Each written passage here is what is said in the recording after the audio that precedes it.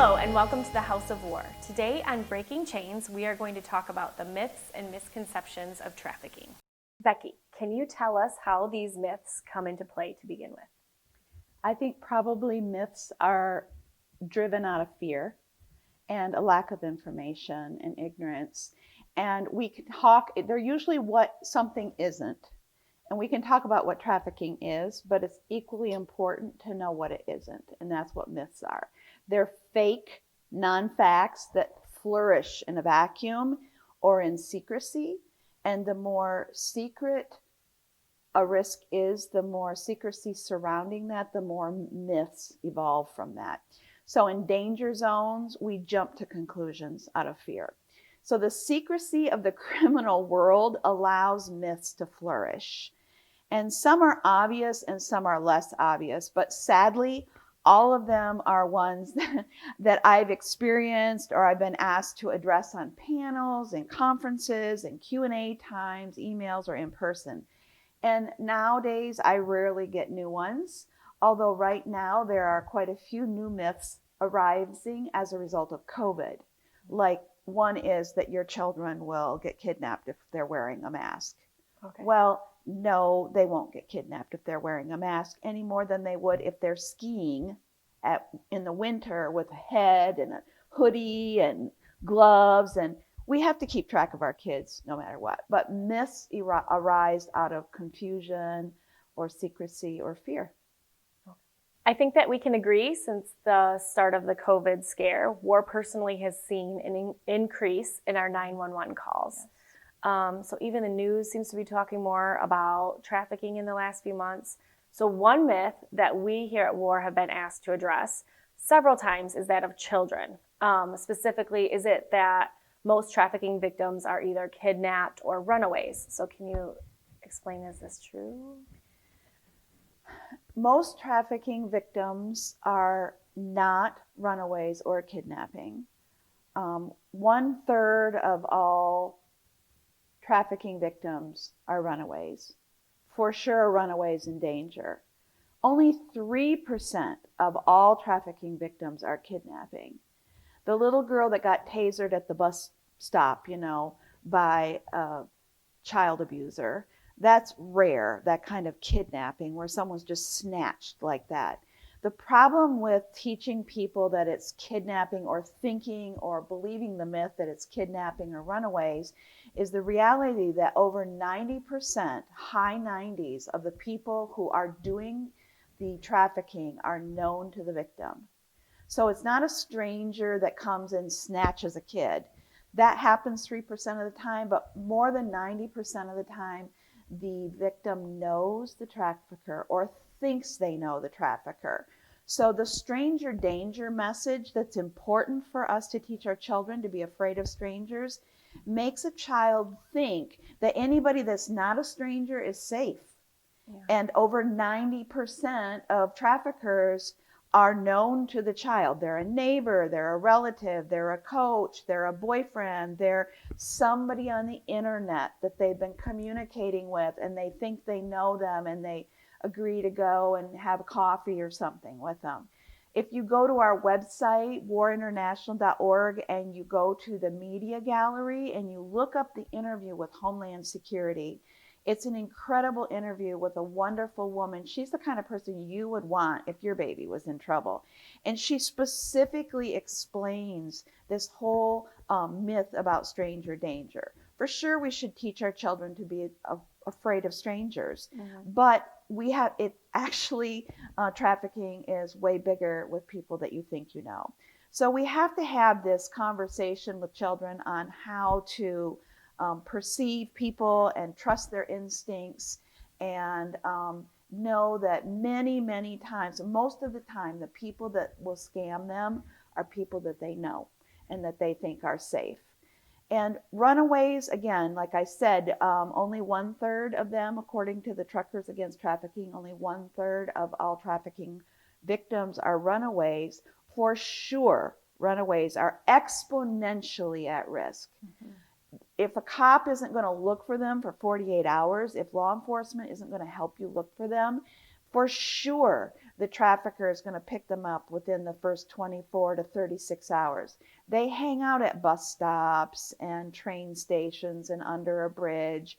And I know a child that was trafficked for a Slurpee and a hot dog, and one that was trafficked for a movie. So survival is going to spiral into risk very quickly. And traffickers are masters at sounding like they're there to help this child. And the child learns only too quickly what that means. So it's important to me that you don't think, well, my child would never run away, so I don't have to worry about that. They're not going to be in that problem. That's 1/3 of them. And if they do run away, they're in trouble. But we need to train our children to know that if they have a friend that ran away, they might be able to help by telling their family things they know about where that child would hang out. So those are myths, to think that, they're kidnapping, only 3%, and that they're runaways, because that's only 1/3. Yeah. You brought up a good point about playing games online. I have boys who are teenagers, and I even have to remind them, you don't know who you're playing online. Like, they might say, oh, I know you, you're 13, right. I'm 13, you like this game, you like this song, you like this color, I like those things.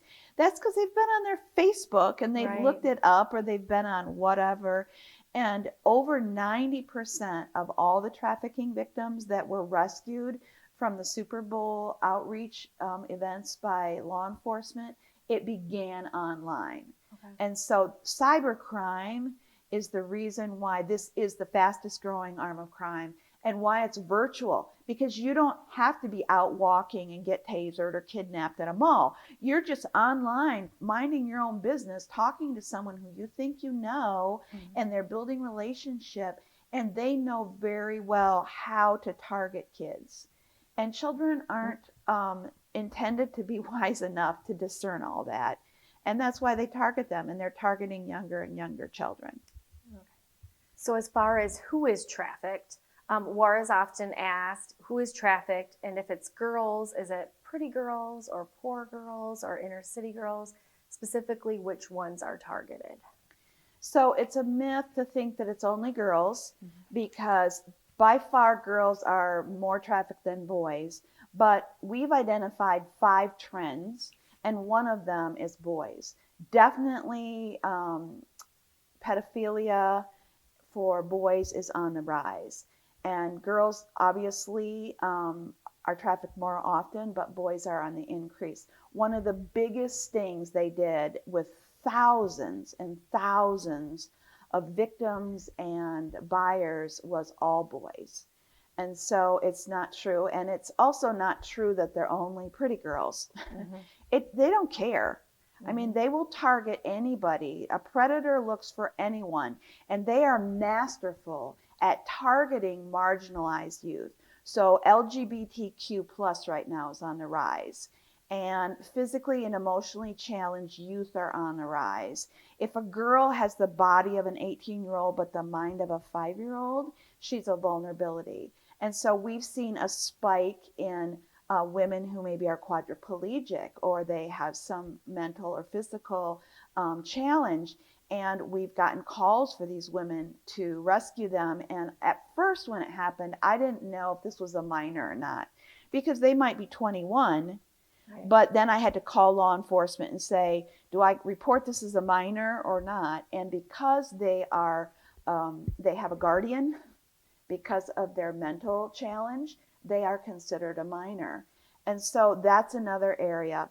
Also, it's not just poor girls or inner city girls or minorities, or American Indian and Native Indian population is definitely exponentially at risk as a group of people.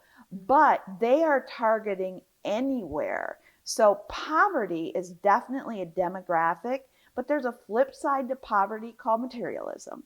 And so in upper middle class homes where girls want, a Prada bag and Chanel, and they don't want to work for it, they will recruit your 9-year-old to go to a party that they can scam them. They can't drive themselves home from, or a 13-year-old. And so they are very unsafe. And so it doesn't really matter who they're looking at. If they go to a mall and they speak to somebody who's looking for expensive stuff and shopping that, then they will offer to buy them expensive goods. And they will. At first, they treat them really well. And so this problem is pervasive in all communities. In fact, it's roaring into middle and upper middle class community because there's girls that want, $100 jeans or a Prada bag or whatever. They want those expensive goods and they don't want to work for them. We have those girls on tape saying, I come from a good family. My family's well-to-do, but I want my stuff and I need my stuff. And they are proud of the fact and they brag about the fact that they, have that. And the parents say, we saw they were bringing home expensive stuff and we just didn't want to know where it came from. So we also have examples, many where wealthy women are targeted. So the Swedish ambassador's wife was recruited to be a model. And when she showed up, she was, flattered. And she showed up to model and they said, take off your clothes. And she's like, no way. And they said, do it or your son in his prep school in Sweden, his blood will not match his red polo shirt. And so she was trafficked for 2 years as a high-end, sex slave until she got the courage to get help. And so it knows no boundaries. Even conservative homes, homeschool children, neighborhoods are targets. I was in a very wealthy community on the East Coast and all their girls were homeschooled. I walked in, it was a philanthropy club, book club, and I expected all adults. And there were 2 14-year-old girls there. And I looked at the mom and the grandma and I said, you want me to be careful what I say? And they're like, oh, no, we talk about everything. We live in a, guarded neighborhood and our daughters know everything. So this was a while back, I said, can I interview your daughters? And they said, yes. And I love brave moms. And so I said to this room of, people, well-educated people, who knows what sexting is? Now, this was pre-Tiger Woods, right? Mm-hmm. And 2 hands went up, the 14-year-olds. None of the adults knew. And the moms were like, oh, what? You knew this? Well, it's not like kids are going to go tell their mom, oh, I learned this icky thing today. Mm-hmm. And they happened to have a 14-year-old friend that they knew was being sold by her boyfriend to his buddies. So it's not true to think that there's any community, right, any socioeconomic group that is not a target. And you can raise your kids in a bubble and you can protect them. And then you need to remember what Rhoda Kershaw said, where she says, Becky, teach people to be wise as serpents, not dumb as doves. She was raised in a Christian home, went to a Christian school, wasn't allowed to watch TV to keep her innocent. And she said, I wasn't innocent, I was stupid. And I fell into the gutter because I didn't know it existed. It's a sacred trust what you tell your children. But if you don't, somebody will, even if they're homeschooled. Mm-hmm. And so it's a very important thing that we do not assume that our children are ever shielded from everything. And better to have that conversation with them so you get to have your say and insert your values and your perspective, than leave that up to some idiot on the internet or at church even, or in the mall or at school or in their social group. And so these myths, can just go on and on and on. Right. And you touched on how this affects middle class and people in good conservative homes.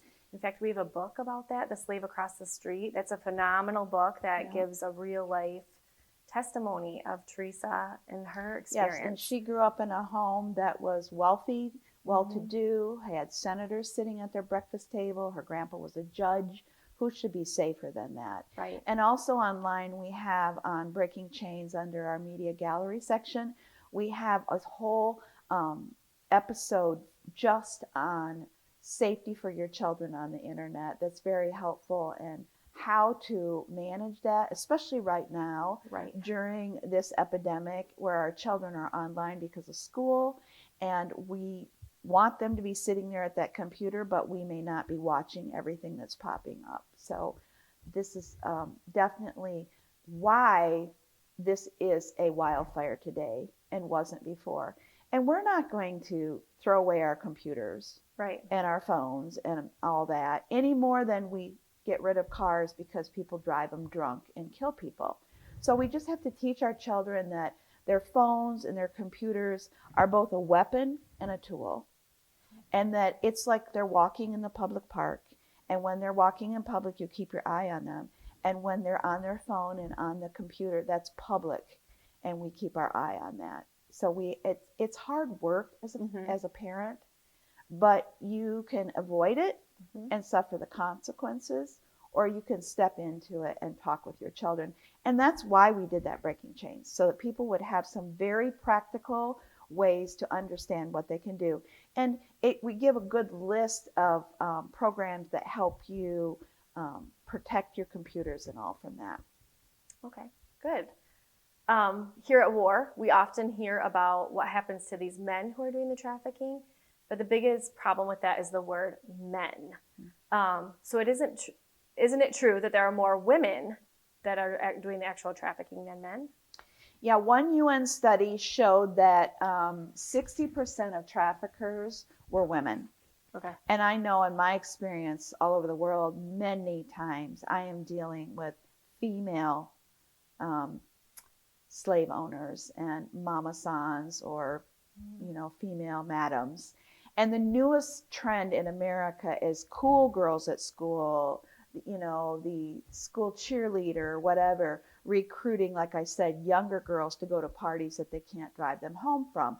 Or it's an elderly woman in a remote village in Nepal or whatever that shows up and offers a desperate family, their daughter, a job in a foreign city or marriage or whatever. And whose guard is up with the girl? So Shauna Newell, the 14-year-old that was sold at a sleepover in Pensacola, Florida, was recruited by a girl. You can watch that too if you go to our media site and you click on the P4WB, which stands for Pray for War Babies. Okay. And there's actually a clip of her interview in there where she talks about how she was recruited and sold. And so, yes, men are not the problem. In fact, we need men. We need men to step into our world is dominated by women for obvious reasons, because yes, the buyers are usually men. But often the sellers, the person, the trafficker doing the force, coercion, and fraud is often a female. And so we need men. We need protective fathers, uncles, brothers, boyfriends, shepherds, community people, because we need all eyes on this subject. And our boys are at risk too. And so men are not the problem. Men are part of the solution. And yes, we can talk about demand, and everybody wants to talk about demand, but I promise you that every time I speak to the protective instinct in men and boys, I hit pay dirt, and I see that protective, nurturing instinct come roaring to the fore. And I've gotten traffickers and Taliban to help me by calling on that and calling on their honor. And so we need to call on that sweet spot that's in everybody, unless they're too far gone. And you know what?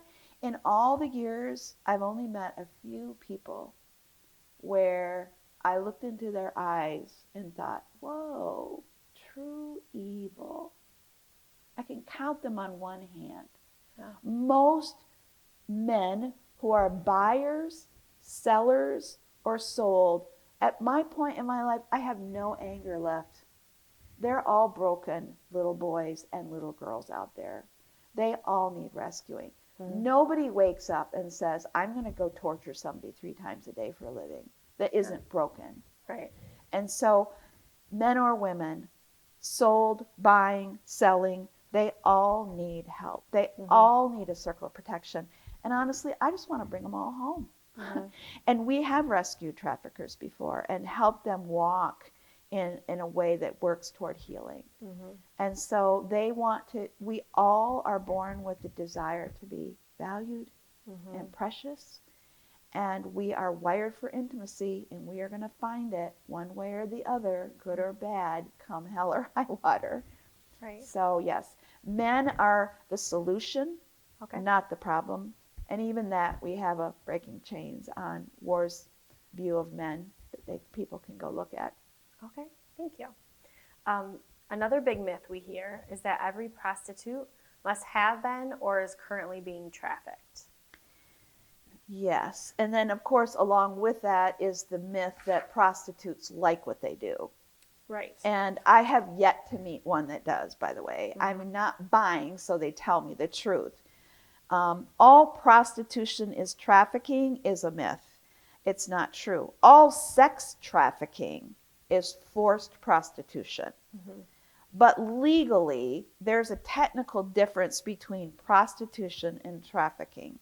If you run out there in the street and sell your body to buy a new dress or feed your kids or, buy gas or food, and you keep the money, legally, that's prostitution. But if somebody forces you, coerces you, scams you, lies to you, threatens you, and makes you do those things to have a roof over your head, to not have a broken rib, true story, to feed your babies, somebody's taking the money and not giving you all the money, that is trafficking. It is a commercial act. There's a third party, the trafficker, the slave owner, who's doing force, coercion, or fraud.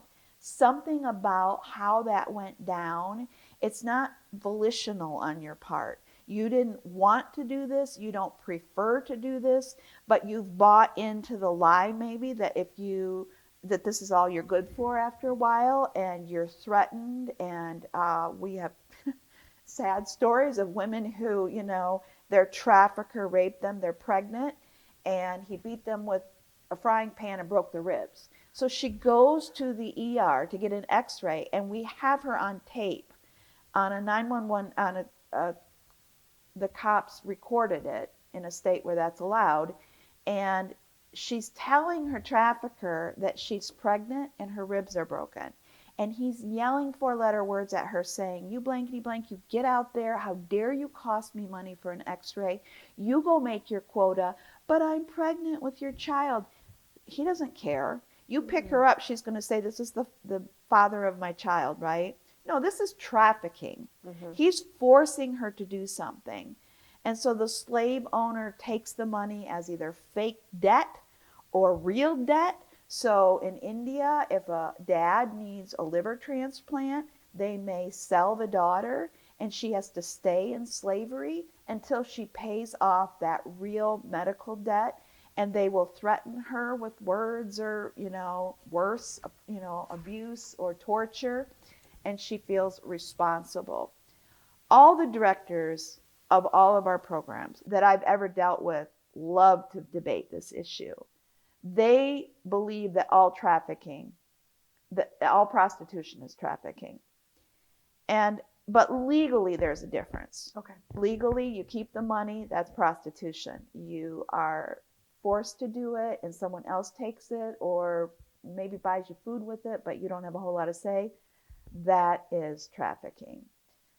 If a woman who was prostituting herself crossed my path, and in all my years, I've met two, Okay. and said, "This is what I want to do." Right. And the one did it because she bought into the lie that this was her karma, this was her fault, and this was all she was good for. And now that we had helped her out, she wasn't owned by anybody and she could support her family. And when we see her on the street, she drops her eyes because she's ashamed. She hates her life. Yeah.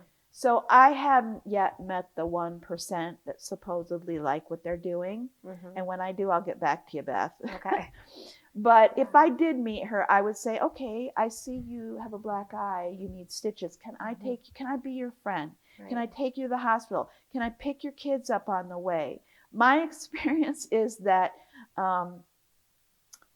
is in line with my partners, in that very few people who are prostituting are doing it volitionally. Mm-hmm. When I first started researching this in the US, I was looking for the internationals that are brought here, the 17,500 that are brought here.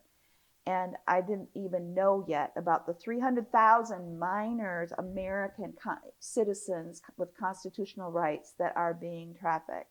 And I went to the major cities in America and I met with Las Vegas cops and I interviewed them, the one who was in charge of minor trafficking and international trafficking.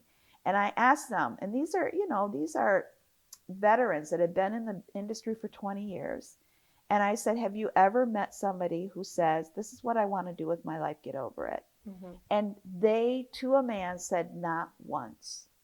And unlike other states, in Las Vegas, because there's so much nexus, the federal government pays for the overtime for cops because they come from so many different countries and states. And they have to fill out a form and interview every single prostitute that they arrest. Okay. And they have to ask them, are you doing this willingly? And never in their 20 years, and I expected a jaded answer, Yeah. never had they met a woman who said, this is what I want to do with my life. Every one of them said they had been forced, coerced, or defrauded in some way. So I have not yet met that person. Right. So legally there's a difference, but practically in real life, I haven't met that woman yet. Mm-hmm. No little girl grows up and says, this is what I want to do with my life. Right. It's heartbreaking. So I have one more question before we talk about some of this product here. Mm-hmm. And you've already kind of touched on it a little bit, but how trafficking happens here in the United States. So one of the most saddening myths that we encounter is trafficking only happens overseas or internationally. But as we're sitting right here in our U.S. training center, which we need a U.S. training center because it happens here in the United States. So we know that that myth is not true. So can you tell us about how trafficking truly affects us here in the U.S., or is how you've often called it, like the land of the free? Yes, and we're not so free as we think. When we first started talking about this in 2006, when I incorporated WAR as its own entity, at that time, people didn't even know what trafficking was. We had to unveil a hidden evil. And we even had a visual on our one of our videos of a woman with a veil coming off because people didn't even know what trafficking was. People now know what trafficking is, thanks to Hollywood and a couple decades of talking about it and laws, and definitely this generation of 20-somethings who are social justice oriented. But we still don't know. What we still don't understand in America is that it's right here. Mm-hmm. So like I said, when I first started looking into this way back in the day in 2006, and went to the major cities, I was looking for the internationals, the maybe 20,000 that the government says are brought here. We're the third highest destination country, depending on which study you look at after Australia, Japan and Australia. But what I learned is that we have an even bigger problem here in the land of the free. And it infuriated me that what? We have slavery in this country. We paid a terrible price to get rid of that back in the day. Now, we have a long way to go on racism, which to me is emotional slavery. But we got rid of legal slavery. And yet today we have a slavery in the world that is the fastest growing arm of crime. It has more slaves than ever before. And in the United States of America, we have 300,000 minors. That's little kids. That's American citizens that are constitutional rights and all that are at risk. And I heard the director of the FBI about a month ago say on international news that last year in 2019, the FBI alone rescued 1,500 minors in this country, American kids. So we have a public health problem. We have a crisis here. It is a carnage of the innocent. It is our children. We have rescued children as young as 6 days, 6 weeks, 1 month old, 6 months old. When Homeland Security first came into my life and came to our offices here, we had just rescued a 1 month old, sold at 2 weeks old, and they were looking for a 6 month old that was being advertised on the internet, pay-per-view, a live attack of a 6 month old that you could watch. And so when you think about it, it's not that we don't care about internationals here. We do. Right. We're international, obviously. But we have a huge problem in our own backyard. And that's when we started doing the U.S. Training Center. We had women running into our stores and our headquarters to find safety. And I couldn't say to them, back out on the street with you. We're in international headquarters. We care, but we don't care. And so this very space here is the U.S. Training Center, where we've processed over 120 women and children right here quietly. We don't advertise it. We don't, talk about it. And yes, during COVID, our 911 line is ringing off the hook. 1 week, we were getting 2, 3, 4 calls a day. And so we have had mommies running for their lives with their kids from a husband in a domestic abuse situation. I was hiding a woman in my car.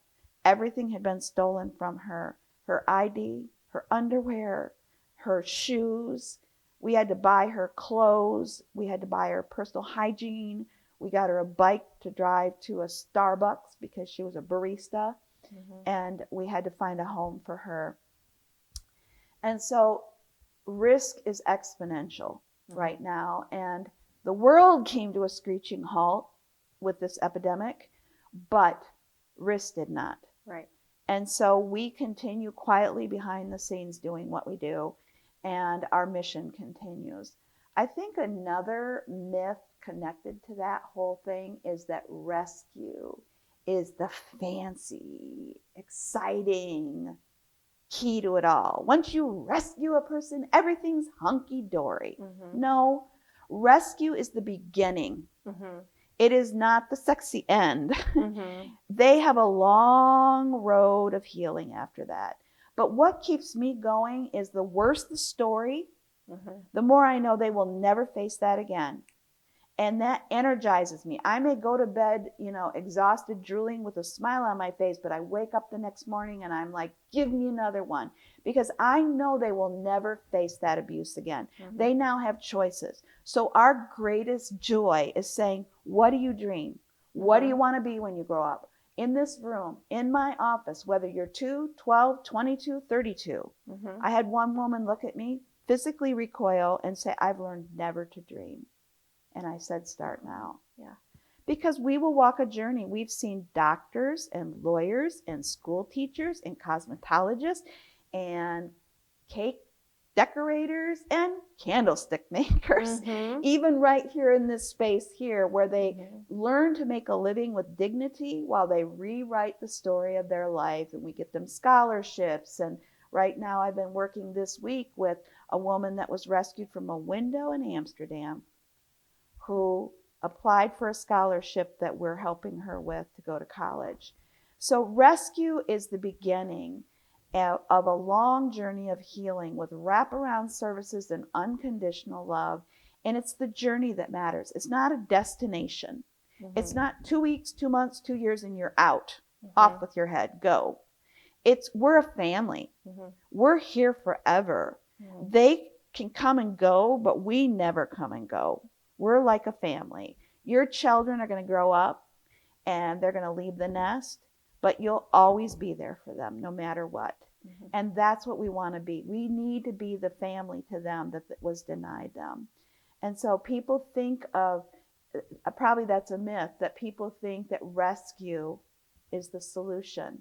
No, rescue is the beginning of a long journey of trauma-informed wraparound services, care, and job training, skills. If they're children, they need to go to school. They need to be protected. They need to have a safe place. If they're adults, they need to have a way to make a living with dignity, because maybe that's what got them in trouble in the first place.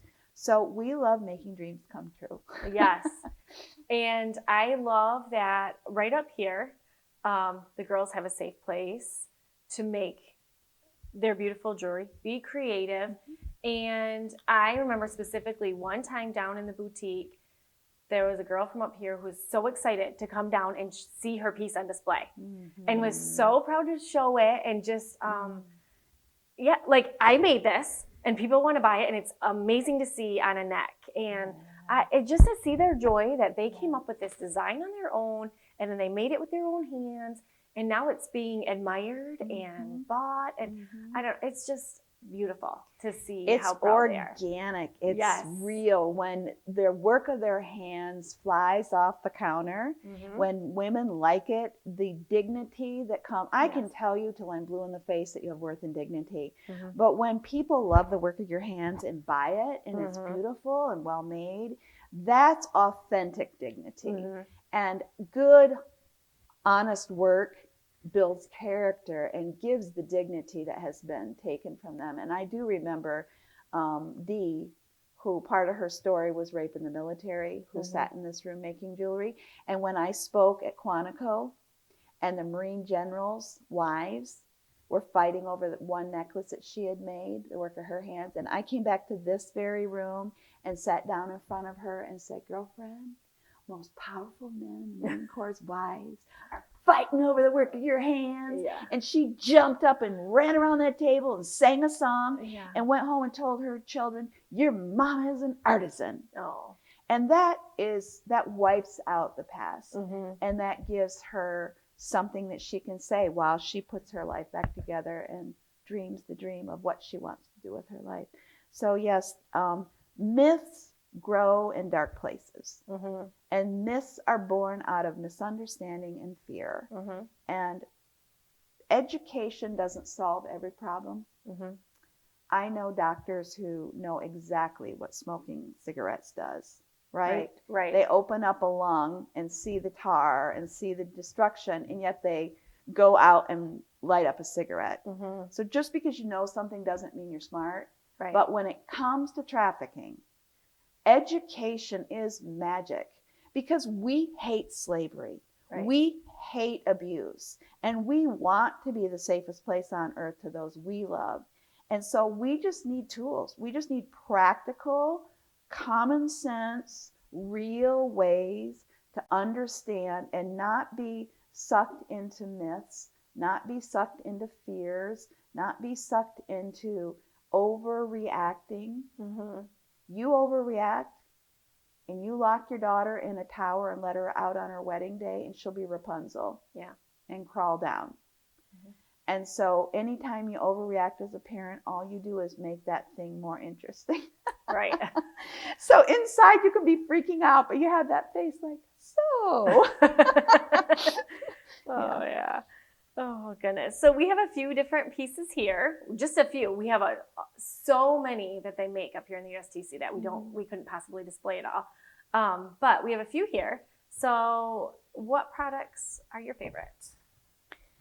Well, I like this one here. I'm not, I wouldn't normally wear hot pink, but this hot pink is gorgeous. This is like a crystal stone. It looks like it's faceted. And, you know, right now, hoops of all different kinds are in. And I love the way it dangles on that little thing there. And I'm a gold girl. I like gold. I like silver too. So this silver one here is really fun. What I like about this one, it's long. You can't tell that on this little mannequin here. But it's not, it's asymmetrical. And I like that look that's going on right now. In Bengali, we call that akya-bakya. It's akya-bakya. It's not perfect. And that's what I like about it, because nothing in life is perfect, and yet it's beautiful. And it's making beauty out of imperfection. And all our pearls are real. And so here you have these you know, triangles with the pearl hanging on in them. And over there, you're layering a bunch, and I love that layering thing that's going on. I know, so this is a double here. That's really cute. Again, with the pink, you know, that could go well with this pink. Yeah, you could layer these. You could layer that together. Yeah, and then this could be just a simple, I love just that gold, the little gold coins, you Look know, how pretty that is layered. That is pretty. And that just loops over, right? It does. This is just one piece here. It just, so it's not super, it's not as long as this. It's simple, but you could layer it too. You can layer it. Awesome. And we paired it here with these gold and like this little white stone, agate stone and gold plated drop earrings. Super cute. And just as a sneak preview, Mhm. I am wearing something that the USTC wants to copy, and it was a sample. Actually, we have a few of them. This is a market piece, but we bought it so that the USTC could copy it and, you know, make it in their own way. And so it's fun to, it's fun to see the different ways that when we give them something like this and they redo it and come up with their own ideas, and to see, you know, what happens with that, and let them spread their wings a little bit. I know, I love it. And I'm wearing some USTC pieces. I love this simple bar necklace. I feel like you can dress it up or down, and I just paired it with the monsoon earrings that are just tiny little gold hoops. But they'll go with, you know, they have this little white crystal and they go with everything. But my favorite on this table, because I love versatile pieces, are just these delicate little silver leaves here.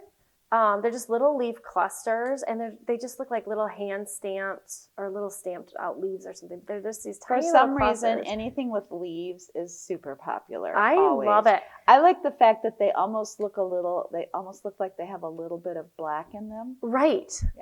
So, and I feel like, these again are pretty versatile. You could dress them up or down. They're not too big. I don't mind big earrings. You don't either. Some people, this would be bigger than they care for. So this is just a nice, not too big. This would be too long for me because it would catch on things. And that's a really big style. And I, you know, tend to keep them up closer, especially if I have a scarf on. But that's a really popular style right now. Yeah, I love it. Thank you, Becky, for joining us today and clearing up some myths and misconceptions about trafficking. And thank you for joining us today on Breaking Chains. Hit that like button, subscribe on YouTube, share, and comment below that you shared on Facebook to be entered in this week's giveaway, which are these tiny leaf cluster earrings that we were talking about.